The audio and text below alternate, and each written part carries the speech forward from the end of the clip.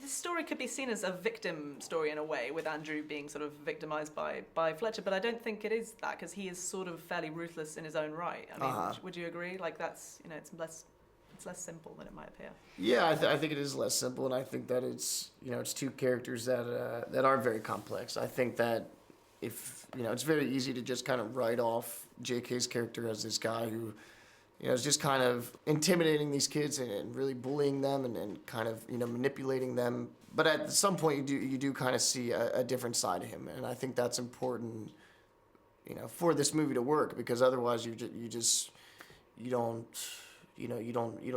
understand why he's doing what he's doing. But at the end of the day, he just wants to, it's all about the music for both these characters. Like, my character really wants to be the player, and his character wants to kind of inspire that. But it both comes from their just love of jazz and this art form that people think is kind of like a dead art form. They both love the music more than sort of humanity or anything else, basically. Oh yeah, for sure. I mean, my character shows that. I mean, he gets pretty ruthless, by the end of it, and he doesn't respect his dad because his dad failed as an artist. But as a parent, all you want is kind of unconditional love, and he gets that, and yet that's not enough because he just sees his dad as a failed writer.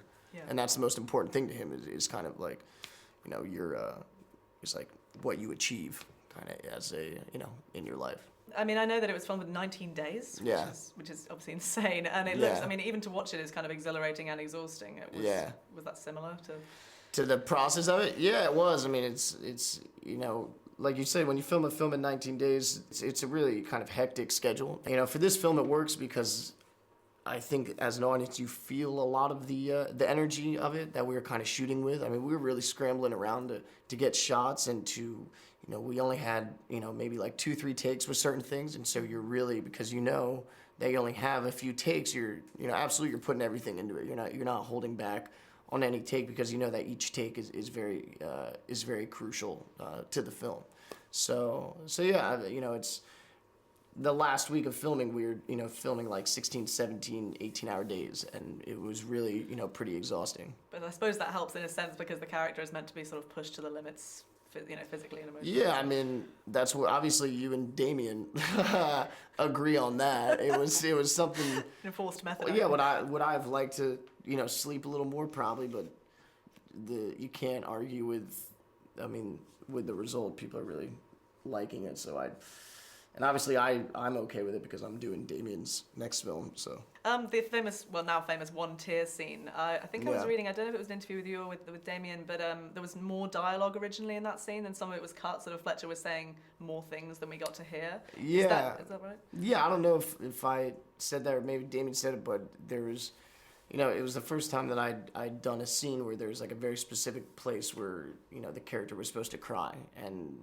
usually that's never talked about, and so we're doing the scene, and my character, just the way that we were shooting it, for whatever reason, I started getting more, kind of emotional in the beginning of it, and that didn't work because I was supposed to get emotional at the end of it, because there's a point where he just says, is that a tear? It's like, oh, is that a single tear? Mm-hmm. And so that was kind of hard to like cry on cue. That's not something that's ever been asked of me. And yeah, so we just kind of, I don't know what he did in the wording of it. Maybe we did cut out some stuff because his character was just like talking forever, man. And I was like, get to the punchline already. What is going on?